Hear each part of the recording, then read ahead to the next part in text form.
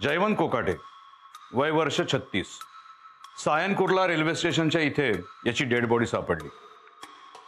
अंगावर कुठल्याही जखमा नसल्यामुळे ही आत्महत्या आहे की खून हे अजून क्लिअर झालेलं नाही। नईम खान, वय वर्ष 20, राहणार जोगेश्वरी, याची डेड बॉडी एका इलेक्ट्रिक ट्रान्सफॉर्मर खाली सापडली। पोलीस डिपार्टमेंट आणि इलेक्ट्रिसिटी बोर्ड दोघांचंही म्हणणं आहे की तिथे कोणतंही शॉर्ट सर्किट झालेलं नव्हतं, पण पोस्टमॉर्टमच्या रिपोर्टमध्ये हा मृत्यू शॉक लागून झाल्याची शक्यता वर्तवली आहे। पुन्हा तेच घातपात किंवा आत्महत्या हे काय अजून क्लिअर होऊ शकलेलं नाही। जगन्नाथ देसाई, वय वर्ष 25, राहणार बोरिवली हनुमान टेकडी। मॅम, हा आहे कट्टर साई भक्त। गुरुवार सोडून इतर प्रत्येक दिवशी दारू पिणार, पण गुरुवारी संपूर्ण दिवस साईबाबांच्या मंदिरात बसून काढणार। याची डेड बॉडी एका विहिरीत सापडली, पण त्या विहिरीपाशी तो का गेला, कसा गेला हे अजून काही कळालं नाही। मॅम, ही डेड बॉडी जेव्हा सापडली त्या दिवशी नेमका गुरुवारच होता। काही लोकांना वाटते की यांनी पश्चाताप झाल्यामुळे आत्महत्या केली, तर काही लोकांना हा घातपाताचा प्रकार वाटतो। वाडकर, या सगळ्या ज्या पास्ट केसेस आहेत ना, या माझ्या लक्षात आहेत। मला तुमची थिअरी ऐकायची। मॅडम, या सगळ्या केसेस माझ्याकडे होत्या, त्यावेळी मी प्रत्येक पोलीस स्टेशनच्या संपर्कात होतो। माझे अपडेट्स मी सतत त्यांना द्यायचो। त्यांच्याकडे काही नवीन इन्फॉर्मेशन असेल तर ती मी घ्यायचो। वाडकर,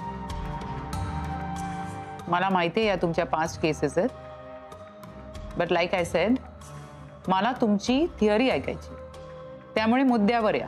सॉरी मॅडम, आज सकाळी गोरेगाव पोलीस स्टेशन मधून एक फोन आला। पोलीस स्टेशनच्या हद्दीत एक डेड बॉडी सापडली। त्यांना हा संशयास्पद मृत्यू आहे असं वाटतंय। मग मॅम, घटनास्थळी त्यांनी कुलदीपला पाहिलं। योगायोग असू शकतो हा। आधी मलाही तेच वाटत होतं मॅडम, पण डेड बॉडी जेव्हा हॉस्पिटलमध्ये हलवली तेव्हाही कुलदीप तिथेच होता। मग हा सुद्धा योगायोग असू शकतो। नाही म्हणजे मला वाटलं म्हणून मी बोललो। असू शकतो ना, हाही योगायोग असू शकतो, पण जेव्हा डेड बॉडी हॉस्पिटलमधून घरी हलवण्यात आली तेव्हाही कुलदीप तिथे होता। मॅम, ही गोष्ट नोटीस करून त्यांनी मला कॉल केला। मग मी लगेच अलर्ट झालो आणि माझे तिथे कॉन्टॅक्ट्स होते, कारण या केसेस सगळ्या माझ्याकडे असल्यामुळे सॉरी सो मी सिद्धांतच्या केसचा पुन्हा एकदा अभ्यास केला। त्यातले जे एव्हिडन्सेस आहेत ते पुन्हा एकदा बघितले। मॅम, याच्यात या चारही केसमध्ये आणि सिद्धांत छायाच्या केसमध्ये काही साम्य आहे। जसं की बॉडीवर कुठल्याही जखमांच्या खुणा नाहीत, घातपाताच्या खुणा नाहीत, पण तरीही आत्महत्या म्हणून ही डिक्लेअर केली। सो मॅडम, मी अशा काही केसेसचा शोध घेतला ज्या आत्महत्या म्हणून क्लोज झाल्यात किंवा होण्याची शक्यता आहे। त्यातल्याच या 4 केसेस आहेत मॅडम। या 4 केसेसचा आणि कुलदीपचा काय संबंध? मॅडम, या 4ही केसेसमध्ये घटना घडण्याची वेळ एकसारखीच आहे आणि प्रत्येक केसमध्ये घटनास्थळी, हॉस्पिटलमध्ये किंवा मयत व्यक्तीच्या घरी कुलदीप हजर होता आणि कुलदीपला ज्यांनी ज्यांनी पाहिलंय त्यावेळी त्यांना त्याचं वागणं संशयास्पद असं वाटलेलं ना। तुम्ही बरोबर बोलताय साहेब। आपण ज्यावेळी पहिल्यांदा उचलला कुलदीपला तेव्हा सुद्धा तो असंच वागत होता। आता तुम्ही बोला मॅडम, माझ्या या थिअरीविषयी तुम्हाला काय वाटतं? Good job Wadkar. कुलदीपच्या बाबतीत तुम्ही करेक्ट ट्रॅकवर आहात। Thank you ma'am. मॅडम, तो खोटं बोलणं त्यांना पटाईत आहे। त्याला आहे ना आता आपल्या पद्धतीत बोलतं केलं पाहिजे। तो खरं तेव्हा बोलेल जेव्हा खरं बोलण्याशिवाय त्याच्याकडे दुसरा कुठलाही पर्याय उरणार नाही। सिद्धांत छाया केसमध्ये त्यांनी 15 लाखाचा घोटाळा केलाच आहे। आता आपल्याला कळेल की त्यांनी अजून काय कांड केले ते। कुंडली काढा याची। डोंट वरी मॅम, आता आपण पुराव्यासहित त्याच्या मुसक्या आवळणार आहोत हे नक्की। कामाला लागा वाडकर। Yes ma'am. आणि ढवळे येस मॅम. त्या कुलदीपला उचला. Yes ma'am. लक्ष्मीला आत पाठवून द्या प्लीज. Yes ma'am.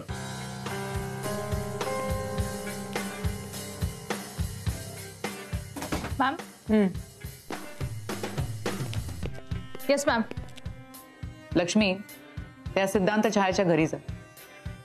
छायाला सांग की धनराज सापडलेत आणि आपण त्यांना इथे चौकशीसाठी ठेवलं. चौकशी झाली की आपण त्यांना परत पाठवून देऊ. Okay ma'am. आणि अजून एक गोष्ट, छायाना हे सुद्धा सांग की जर गरज वाटली तर आपण त्यांना इथे बोलावून घेऊ. Thank you. Yes ma'am.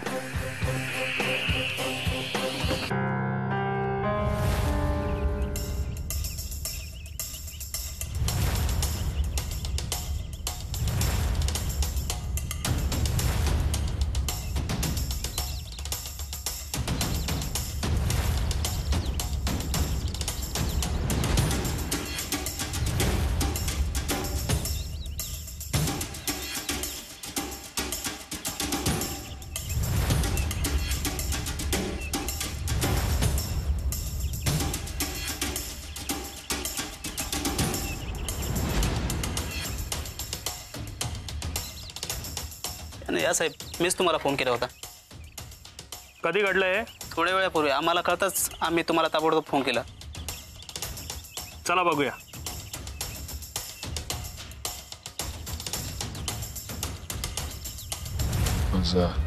I need skill.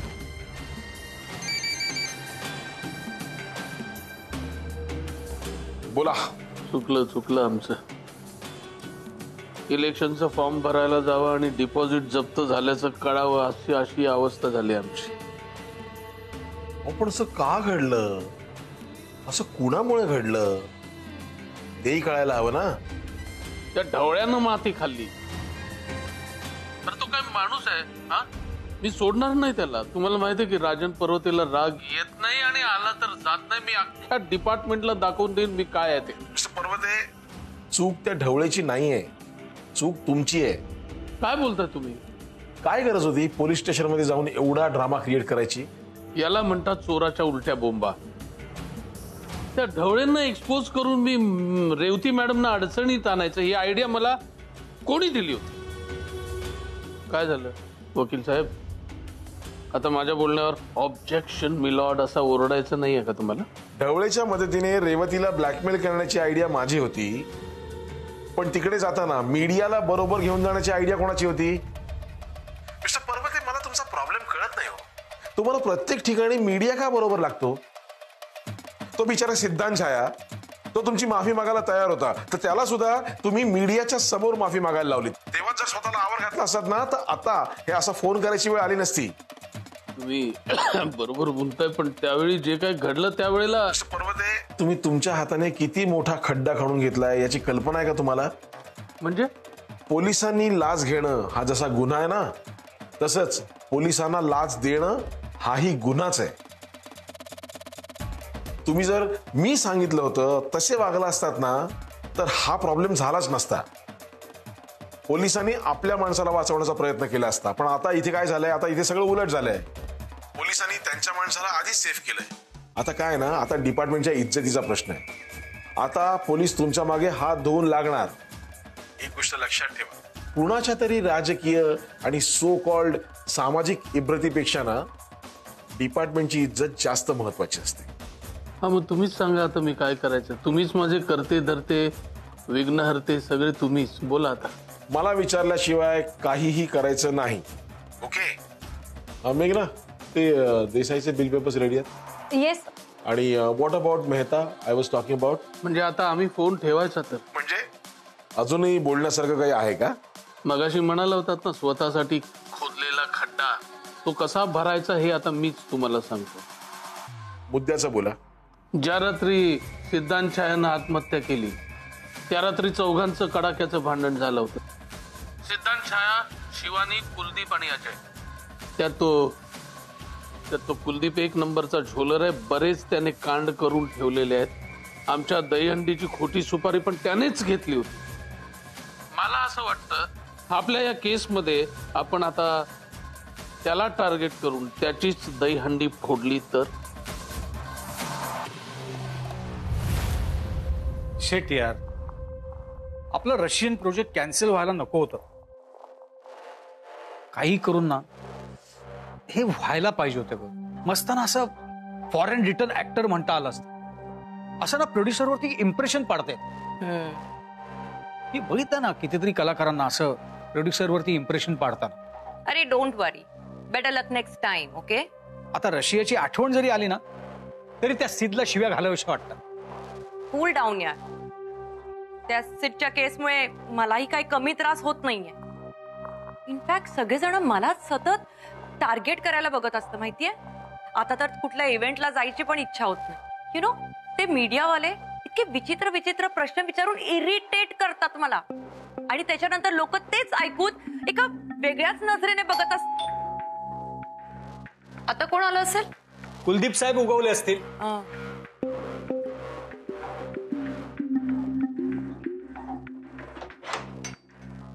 अरे ढवळे साहेब, तुम्ही? मग काय, तुझी अपॉइंटमेंट घेऊन यायला होतं? हो, अपॉइंटमेंट कशाला? तुम्ही मला फोन केला असता तर मी स्वतः आलो असतो पोलीस स्टेशनला. Hello sir. संजना मॅडम, तुम्ही इथे काय करताय? काय तुम्ही? प्रोजेक्ट बद्दल डिस्कस करायला आले होते. हा, प्रोजेक्ट रशिया बद्दल? नाही, ते नाही. मग युरोप बद्दल?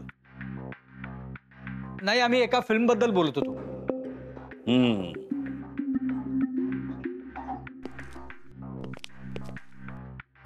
मी का आलो होतो? कुलदीप कुठे? माहित नाही, 2-3 दिवस झाले गायब आहे तो. कुठे गेलाय? काय सांगितलं का?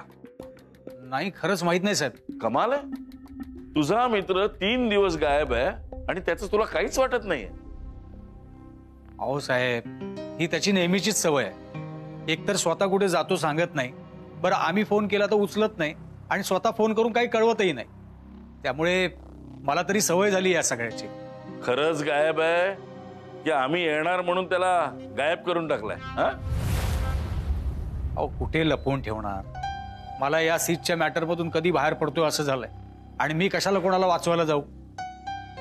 बरं, तुम्ही त्या सीटच्या बाबांना ताब्यात घेतलंय हे खरं आहे ना? हो, खरंय. सध्या त्यांची पण चौकशी चालू आहे. बघितलं ना साहेब, या प्रकरणात माझा काही संबंध नव्हता, तरी तुम्ही मला उचललं. एक नंबरचा बदमाश आणि झोलर माणूस आहे. कधी कोणाला काय सांगेल आणि गोत्यात आणेल ना, काही सांगता येत नाही. तुम्ही कुलदीपला जरी विचारलात ना तरी कुलदीप त्यांच्याबद्दल हेच सांगेल. कुलदीपला काय विचारायचं ना ते आम्ही विचारू. तो आला ना की लगेच कळवा. काय?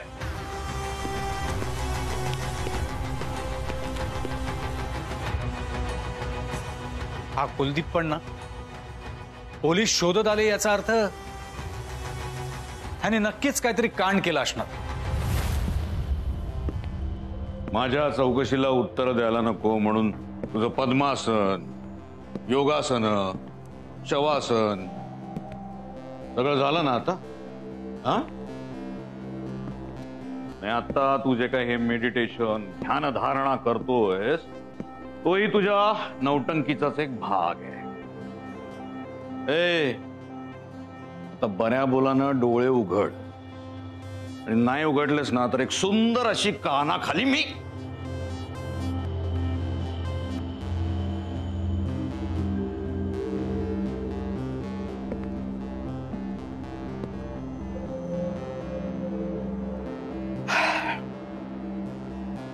झाली सगळी नौटंकी करून झाली? नाही, तुम्हाला नौटंकीच वाटणार. तुमचा दोष नाहीये त्याच्यात. तुमच्या जागी एखादा रंगकर्मी असता त्याला कळलं असतं की अभिनय साधना हे किती मोठं व्रत आहे. बरं, ते जाऊ दे. तुम्ही काहीतरी विचारणार होतात. अरे वा, बरं झालं स्वतःच आलात मुद्द्यावर. ते सांग मला, हे सगळं काय? हा प्रकार काय? कुठला? हेच स्वतःच्या मृत्यूचं असं नाटक रचून गोव्याला टूरसाठी जाणं, काय हे सगळं? सर, तो व्हिडिओ जो आहे तो मी माझ्या ऑडिशनसाठी बनवला होता सर. ऑडिशन कसली? ऍक्टिंग,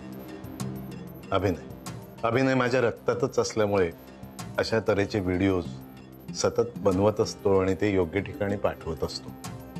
माझा मुलगा गेला, दिवस रात्र त्याचाच विचार, झोप येत नाही. अशा वेळी कशात तरी आपलं मन गुंतवावं, रमवावं, शक्यतो आपल्या आवडत्या गोष्टीत रमवावं. म्हणून मी ठरवलं की आता अभिनय गंभीरपणे घ्यायचा. मी तो व्हिडिओ बनवला.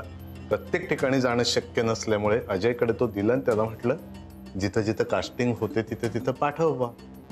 तर त्यानं तो चुकीच्या ठिकाणी पाठवला. त्याला मी काय करणार मला सांगायचं. तुला वाटतं ना तू जे काय करतोस ते आम्हाला कळत नाही, तू वेगळंच काही दाखवतोस तेही आम्हाला कळत नाही. तर तसं काही नाहीये. तू जे जे काय केलंयस करतोयस ते सगळं आम्हाला कळतं. साहेब खरं सांगू का ना, मला ना शाप असावा कुठला तरी. माझ्या प्रत्येक वागण्या बोलण्यातून समोरच्या माणसाचा प्रत्येक वेळी गैरसमजच होतो. पण मला असं जाणवलं की कदाचित आजच्या या जगात त्या सामाजिक परिस्थितीमध्ये जो खोटेपणा अभिप्रेत आहे समाजाला तो माझ्याकडे नाही आहे. तितकाच आहे, मनात आहे ते मी बोलून वागून मोकळा होतो आणि लोकांचा गैरसमज होतो. तसाच तुमचाही झाला असेल. गोव्याला कोणतं शूटिंग होतं? हा आणखी एक गैरसमज. काही शूटिंग वगैरे नव्हतं सर. मग तिकडे काय करत होता गोव्याला? माझा मुलगा गेला. जाऊनही अशा विचित्र पद्धतीने गेला. दिवस रात्र तोच विचार येतो. कुठल्याच गोष्टीकडे लक्ष लागत नाही. या अशा मानसिकतेचा शरीरावरही परिणाम होतो. नाईलाजाने मी डॉक्टरांकडे गेलो. त्यांना सांगितलं असं असं बीपीचा त्रास होतोय. तर त्यांनी सल्ला दिला की बाबा रे, जगायचं असेल तर आता थोडी मौज मजा कर. खिशात पैसे होते. उठलो, गोव्याला गेलो. अगदी मौज मजा केली. अगदी आरामात जगत होतो. सगळ्या इच्छा आकांक्षा ज्या राहून गेल्या होत्या पूर्ण करून घेत होतो. अचानक तो हुडीवाला आयुष्यात आला. त्यानं मला किडनॅप केलं आणि हे सगळं सुरू झालं. ए धनराज, तू सगळं खोटं बोलतोयस. साहेब अगदी अंतःकरणापासून खरं खरं ते सांगतोच. तुम्हाला त्याच्यावर विश्वास ठेवायचा नाही ठेवायचा तुमच्या पोलिसी बुद्धीला विचारून तुम्ही ठरवा. पण थोडा जरी विश्वास बसला असेल तर माझी एक विनंती आहे साहेब, मला सोडा. ती माऊली घरी माझी वाट बघत असेल साहेब. तिचा काय दोष आहे? सगळा दोष आहे तो माझा. तिला काही देऊ शकलो नाही मी आयुष्यात. कधी सुख समाधान तर अजिबात देऊ शकलो नाही. मला सोडा. मी विनंती करतो तुम्हाला, मला सोडा. माझी काही चूक नाहीये याच्यामध्ये. मला सोडा. सोडा. सोडा.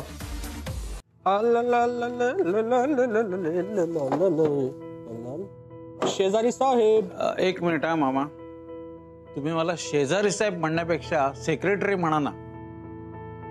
मला बोलताना बरं वाटणार नाही कदाचित, पण मला ऐकताना बरं वाटेल. ठीक आहे तर सेक्रेटरी साहेब. आता कसं बोला. नाही, मी ते सगळं अडगळीचं सामान काढून ठेवलंय. उद्या तो कचरेवाला आला की त्याला घेऊन जायला सांगाल का प्लीज? हो नक्की नक्की. ताई, तुझे सगळे कपडे इतर सामान सगळं काही घेतलंयस ना? तुम्ही एकदम तडकाफडकी निर्णय घेतलात. म्हणजे मला वाटत होतं की तुम्हाला काय वाटलं हे फारसं महत्वाचं नाहीये. फायनली ताईनं जो काही निर्णय घेतलाय ना तो जास्त महत्वाचा आहे. नाही, आणि तिचा निर्णय तुम्हालाही पटलेला असेल. नाही म्हणजे तुमच्या चेहऱ्यावरून तसं दिसतंय आणि मला ते कळतंय. बरोबर बोलतोय ना? हो बरोबर बोलतोय. पण अजून आहेच का? नाही म्हणजे मला काय म्हणायचं होतं की बाकी सगळ्या वस्तू घेऊन जात आहे ते ठीक आहे, पण तो फ्रीज कशाला घेऊन जात आहे? नाही का उगीच म्हणजे ट्रॅव्हलिंगचा खर्च. शिवाय तुम्ही गेल्यावर तुमची आठवण म्हणून काही गोष्टी राहू देत की आमच्याकडे, नाही का? आलं लक्षात.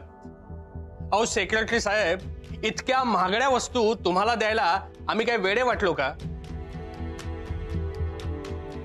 ताई, तुझं आवरून झालं ना? आवर लवकर, चल आपल्याला निघायला हवं. आत्ता? अगं हो, आता इथलं सगळं आवरून झाल्यावर आता इथं थांबण्यात काय अर्थ आहे? मला वाटतं ते येईपर्यंत आपण थांबायला हवं. इतक्या वर्षाचा संसार आहे आमचा. असं त्यांना न सांगता कसं जायचं? अगं ताई, तू काय डोक्यावर पडलीस का? अगं त्या माणसाचा त्रास होऊ नये म्हणून मी तुझ्या इतका मागे लागलो. त्या माणसासाठी तू थांबायचं म्हणते? अगं त्याची वाट बघायला आणि थांबायला आहे कोण तो? सांगायला नवरा आणि वागायला भोवरा येतो. या हरामखोर माणसासाठी स्वतःला किती त्रास करून घेणार आहेस?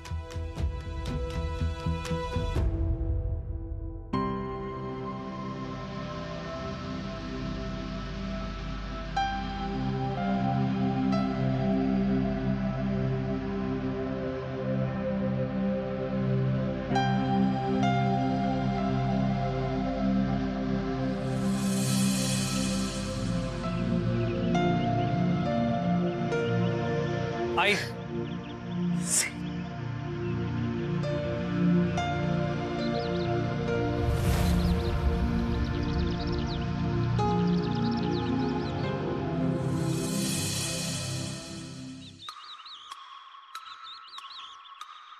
कसं आहेस बाळा? मी मस्त आहे. तू कशी आहेस? आता तू मजेत असल्यावर मी मजेतच असणार ना. हा कोण? ओळख करून देतो. हा माझा मित्र आहे कुलदीप. मुंबईला आम्ही एकत्र राहतो. अरे वा, चांगलंच आहे मग. नमस्कार काकू. बरं, तुम्हाला काय कळलंय की नाही? तू काय सांगितलंयस की नाही? औषधला मोठा रोल मिळालाय. अरे वा, ही तर अगदी आनंदाची बातमी आहे. हे बघ, आता तू घरामध्ये चल. तर तुझ्या हातानेच देवासमोर साखर ठेवते मी. चल चल चल.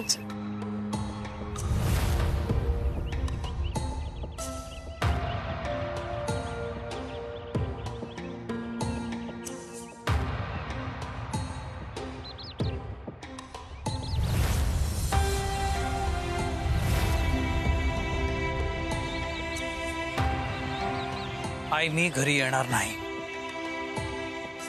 सीधर असं नको करूस रे. किती दिवस असा राग मनात धरून ठेवणार आहेस तू? आणि तुझ्या बाबांचा राग तू घरावर कशाला काढतोस? जाऊ देणार आहे सिद्ध, विसर सगळं आता. कुलदीप बाळा, तू तेही समजव ना याला. यार भाई सिद्ध, चल ना. आई एवढं बोलते तर जाऊया. त्यांना तेवढं बरं वाटेल. माझा निर्णय अजिबात बदलणार नाहीये. तुला घरीच यायचं नव्हतं तर मग इथे तरी कशाला आलास? तुला भेटायला आलो आणि तुला माझ्यासोबत न्यायला आलो. हे बघ सिद्ध, तू जर तुझा हट्टीपणा सोडणार नसशील ना, तर मी पण तुझी आई आहे, लक्षात ठेव. मी माझ्या नवऱ्याला सोडून कुठेही येणार नाही. तू ज्याला नवरा बोलतेस तो तुझी अजिबात कदर करत नाही ग.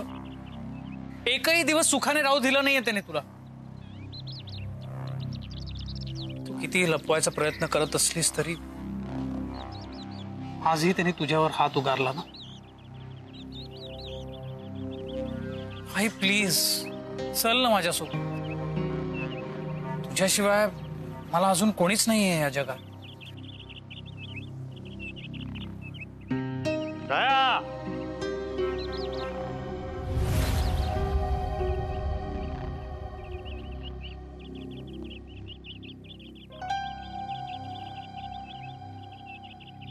किती वेळा सांगितलं तुला दारात येणाऱ्या अनोळखी माणसांबरोबर बोलत उभं राहायचं नाही म्हणून. हो, तुम्ही तरी असं बोलू नका हो. सीद, आपला मुलगा आहे हो तो. जो घर सोडून गेलाय तो माझा मुलगा नाही, मेलाय माझ्यासाठी तो. मी त्याच्या नावाने आंघोळ करून मोकळा झालेलो आहे. हा जो इथं उभा आहे त्याला आत्ताच्या आत्ता इथून जायला सांग. तुमच्या समोर मी हात जोडते, पण त्याच्या समोर तुम्ही असं काही बोलू नका. बोलणार. जो मला बाप मानत नाही त्याला मी मुलगा मानत नाही. पण मी मानते, माझ्यासाठी तो माझा मुलगा आहे आणि यापुढेही तो असणार आहे. असं बोलून तू माझा अपमान करतेस त्याच्या समोर. तुझी हिम्मत कशी झाली? तुला तुझी किंमत दाखवायलाच हवी.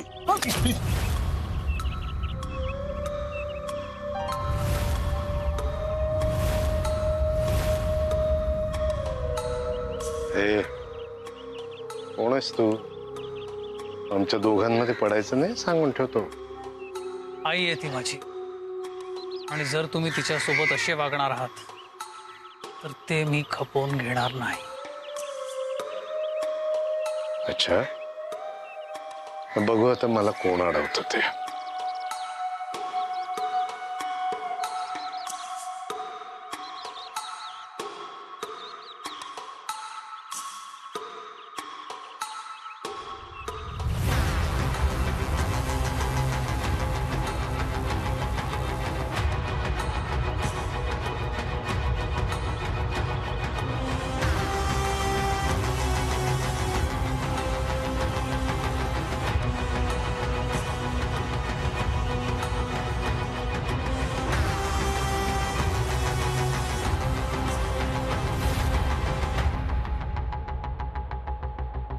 अगं बस ना आता. घराबाहेर पडताना रडायचं नसतं, इतकी साधी गोष्ट कळत नाही का तुला?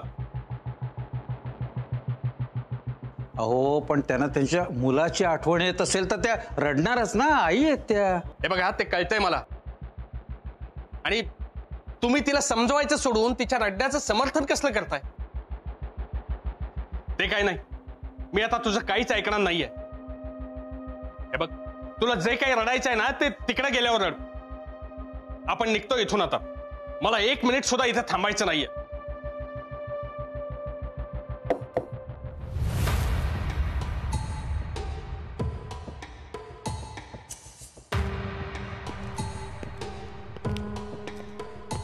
नमस्कार, मी नंदू बनकर, या सोसायटीचा सेक्रेटरी, शिवाय सीटचा शेजारी. झालं बोलून की आणखीन काही आहे? म्हणजे सोसायटीचा सेक्रेटरी म्हणून तुम्हाला मदत करणे माझं कर्तव्य समजतो मी. बोला, काय मदत हवी तुम्हाला? आता मी बोलेपर्यंत मध्ये बोलायचं नाही, थोडा वेळ शांत बसायचं. तुमचे मिस्टर म्हणजे धनराज काका आमच्या ताब्यात आहेत. कुठे आहेत ते? कसे आहेत आता? नाही नाही काकू, काळजी करायचं कारण नाहीये. ते सुरक्षित आहेत आणि चौकशी होईपर्यंत ते आमच्याच ताब्यात असतील. शिवाय गरज पडली तर तुम्हाला सुद्धा चौकशीसाठी पोलीस स्टेशनला यावं लागेल. रेवती मॅडमांचा खास निरोप. येते.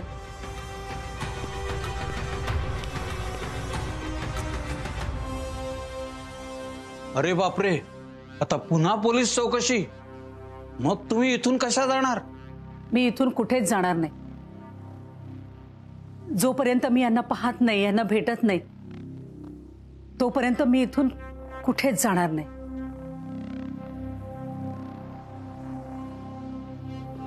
आत्ताच हाती आलेल्या बातमीनुसार धनराज भालेकर यांना पोलिसांनी ताब्यात घेतलंय.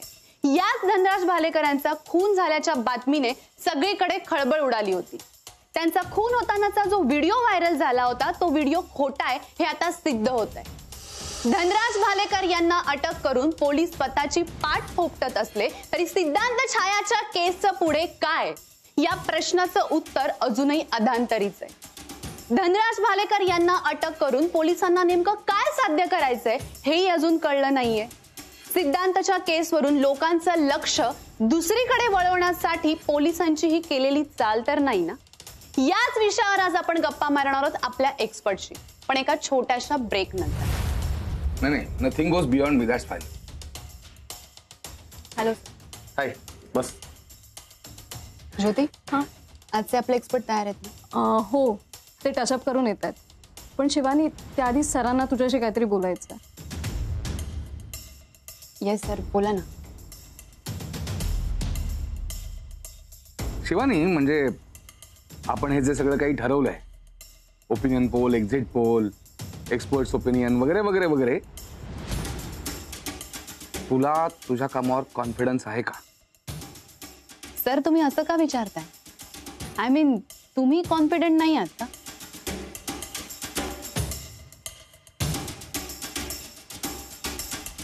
मला रिस्क वाटते. मलाही असंच वाटतंय सर. अरे पण आनंद, तू सगळ्यात जास्त एक्साइटेड होतास ना? आय नो, पण सरांबरोबर डिस्कस केल्यावर लक्षात आलं सक्सेस मिळण्या एवढेच बॅकफायर होण्याचे चान्सेस आहेत. एक्झॅक्ट. पण मला असं अजिबात वाटत नाही. म्हणजे आपण वेगळं असंच काहीच करत नाही आहोत ना. तर प्रिंट मीडियामध्ये ना वाचकांची पत्र हा कॉलम हमखास असतो. त्यात लोकांना जे वाटतंय ना ते लोक पत्र किंवा ईमेलद्वारे कळवतात आणि त्यांची पत्र जशीच्या तशी छापूनही येतात. तोच प्रकार आपण इथे करतोय. हा फक्त माध्यम वेगळं एवढंच. तिथे त्यांनी कोणत्याही विषयावर त्यांचं मत मांडणं आणि इथे आपण त्यांना विषय देणं, एवढाच काय तो फरक आहे. नो नो नो शिवानी, असं नाही आहे ते. इथे वेगळी गोष्ट ही आहे की सिद्धांतच्या खुनाचं इन्व्हेस्टिगेशन चालू असताना आपण त्यांना जजमेंट द्यायला सांगतो. Are you getting my point?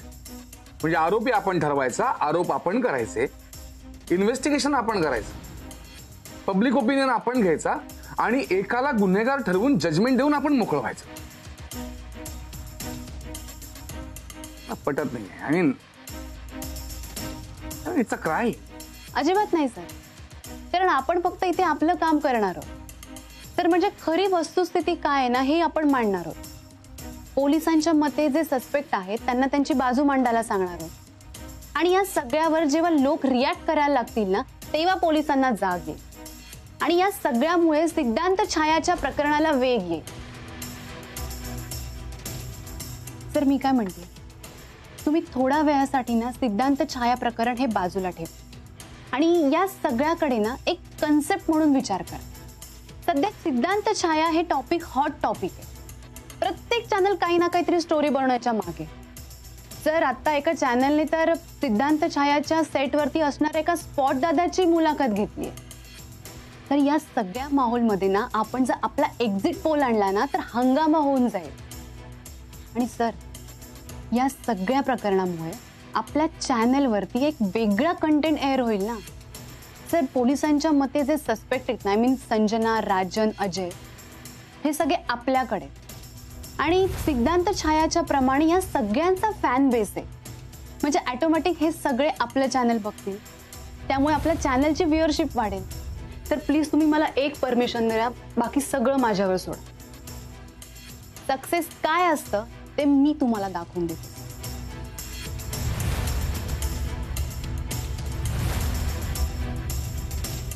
Okay,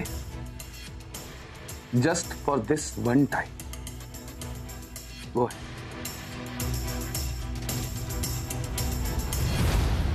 या केसमध्ये ज्या गोष्टींचा लोकांनी विचारही केला नव्हता त्या गोष्टींबद्दल लोकांचा चर्चा करणं.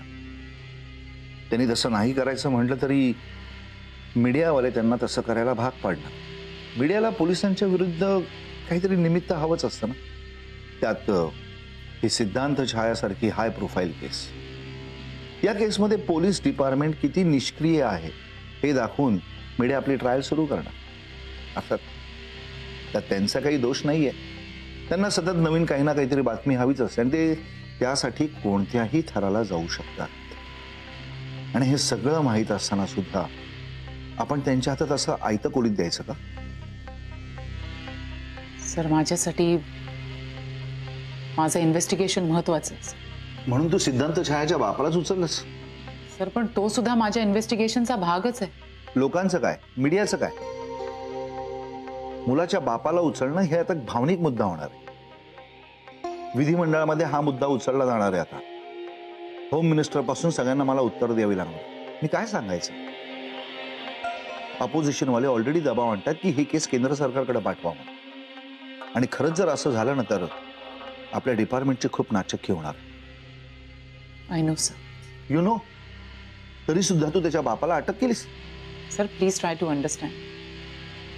धनराज भालेकर हा सिद्धांत छायाचा बाप आहे. त्या गोष्टीसाठी त्याला सहानुभूती देण्यात काहीच अर्थ नाहीये सर. तो एक नंबरचा ढोंगी आणि लबाड माणूस आहे. त्याची हिस्ट्रीच तसं सांगते. पैशासाठी हा माणूस कुठल्याही थराला जाऊ शकतो सर. तो माणूस म्हणून कसाही असला तरी सिद्धांत छाया त्याचा मुलगा आहे. सर पण दोघांमध्ये बाप मुलगा जसं नातं असतं ना तसं कुठलंच नातं नव्हतं. दोघांमध्ये खूप वाद होते सर. जवळपास आजकाल सगळ्याच बाप मुलांमध्ये हे चाललेलं असतं. हो सर पण प्रत्येक बाप आपल्या मुलाकडे फक्त पैसे कमवण्याचा जरिया म्हणून बघत नाही ना. धनराज भालेकरसाठी सिद्धांत छायाचा मृत्यू हे त्यासाठी दुःखाचं अजिबात कारण नाहीये. त्याला याच्यातून फक्त सहानुभूती मिळते आणि त्या सहानुभूतीच्या जोरावर हा माणूस पैसे कमवतो. माझ्या टीमनी जेव्हा या माणसाला ताब्यात घेतला तेव्हा तो माणूस ह्याच पैशावर तिथे गोव्यात अय्याशी करत होता. Sir have faith. मला खरंच असं वाटतंय की धनराज भालेकरला अरेस्ट करून आपण जो खरा गुन्हेगार आहे ना त्याच्यापर्यंत नक्की पोहोचू. तू जे मला सांगतेस ना ते तुला माहितीये, मला माहितीये, पण लोकांसाठी तो आजही त्यांच्या आवडत्या हिरोचा बाप आहे. त्याची पूर्ण सहानुभूती लोकांची त्याच्याकडे असणार.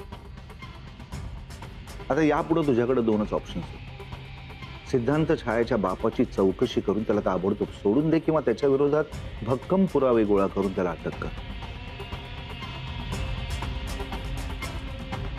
अदरवाईज मला तिसऱ्या ऑप्शनचा विचार करावा लागेल.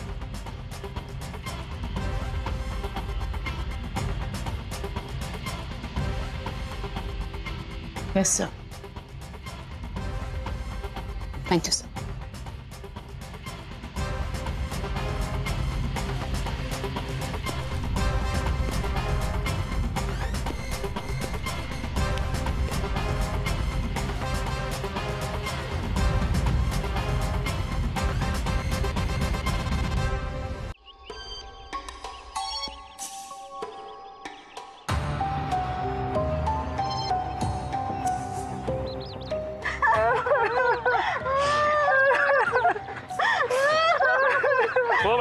हो मॅडम थांबा हो.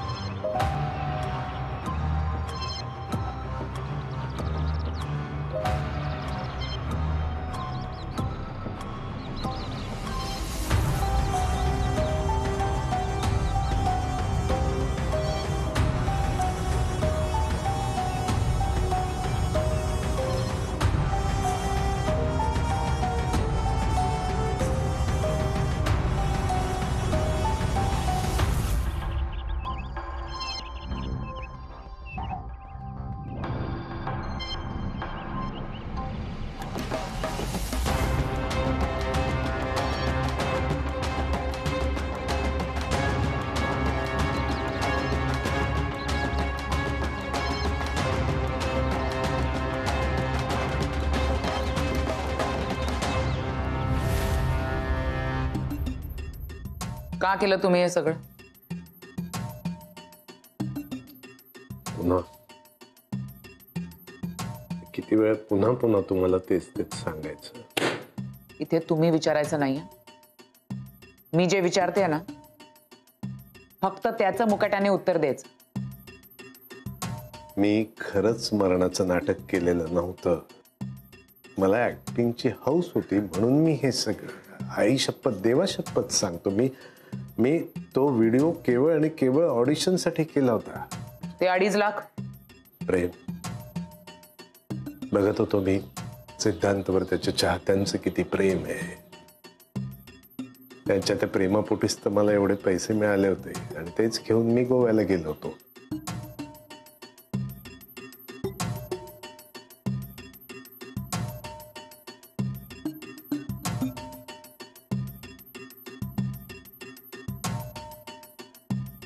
बस. तुमचं गोव्याचं आणि किडनॅपचं पुराण ऐकायचं नाहीये मला. तुमचं आणि सिद्धांतचं नातं कसं होतं? कसं होतं म्हणजे मुलगा आणि बापासारखंच होतं. खोटं बोलताय तुम्ही. तुमच्या दोघांमध्ये खूप वाद होत होते. तुम्ही एकमेकांचं तोंडही बघत नव्हता. काय काय चाललंय हे सगळं? तुम्ही कशाबद्दल बोलताय मॅडम? लक्षात ठेवा, तुम्ही एका अशा बापाबद्दल बोलताय ज्याचा मुलगा नुकताच गेलाय. आता तर तुम्ही असंही म्हणालात की सिद्धार्थचा खून तुम्हीच केलाय आणि या गुन्ह्याखालीच आम्ही तुम्हाला अरेस्ट केलेला आहे. तेव्हा आता बोला, पटापट बोला. देवा देवा देवा, काय बोलताय तुम्ही? अहो मी आणि खून. बस. इथे नौटंकी करायची नाही. ऑडिशन चालू आहे का तुमचं? हा, मुकाट्याने आपला गुन्हा कबूल करा. अहो मी कसा खून करेन मॅडम? माझ्यासारख्या सज्जन प्रामाणिक आणि सत्शील माणसावर आरोप करण्याआधी तुम्ही सज्जन आणि प्रामाणिक स्वतःला म्हणून घेताना ना 4 वेळा विचार करा तुम्ही. तुम्हाला पकडण्याआधी ना आम्ही तुमची कुंडली काढली आहे. तुम्ही काय आहात ते आम्हाला बरोबर माहिती आहे. दारूचं व्यसन, व्यसनला लागणारा पैसा मिळवण्यासाठी कुठल्याही थराला जाऊ शकता तुम्ही.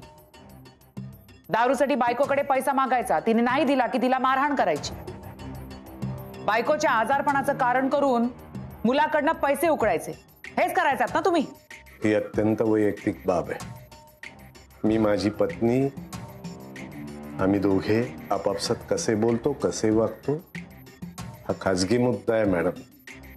तुम्ही जी चौकशी करतात ज्या केसची, त्याच्याशी याचा काही संबंध नाही. देश स्वतंत्र आहे अजून तरी. हो, पण तुमचा आणि तुमच्या मुलाचा संबंध आहे ना. मुलगा आहे ना तो तुमचा. मग काय तो गेल्यावर तुम्हाला काहीच वाटत नाहीये? काय करताय तुम्ही? गोव्याला जाऊन लाईफ एन्जॉय करताय. फक्त पैसे उकळण्यासाठी हवे होता का तुम्हाला मुलगा? लाज नाही वाटत? तुमच्या अशा या वागण्याने तुमच्या मुलाच्या आत्म्याला शांती मिळेल का? ती त्याची आई जी एकटी पडली आहे, तिला टाकून निघून गेलात तुम्ही. लाज वाटते का तुम्हाला? तुमचा तो सिद्धांत आणि त्याची आई दोघेही गेले ते लवाट.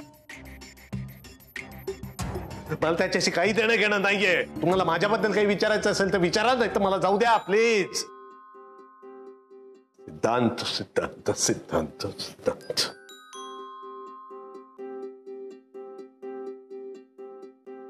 काय बोललात तुम्ही?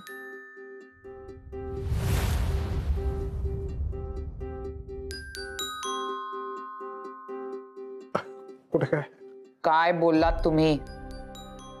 हा ते रागाच्या भरात बोललो. रागाच्या भरातच माणूस खरं बोलतो आणि तुमच्याकडनं तेच अपेक्षित होतं. आता जे काही झालं ना तो फक्त डेमो होता. इंटरोगेशन तर आत्ता सुरू होणार. त्यामुळे मुकाट्याने सगळं खरं सांगा, नाहीतर मला बोलतं करताही येतं.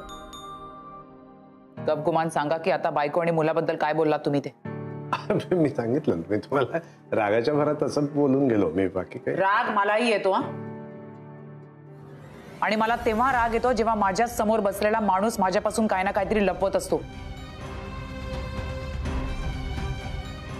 खूप कमी वेळ आहे तुमच्याकडे. जे काय असेल ते लवकर सांगा, नाहीतर शपथ सांगतो सईद, माझा मुलगा नाही आणि मी त्याचा बाप नाही.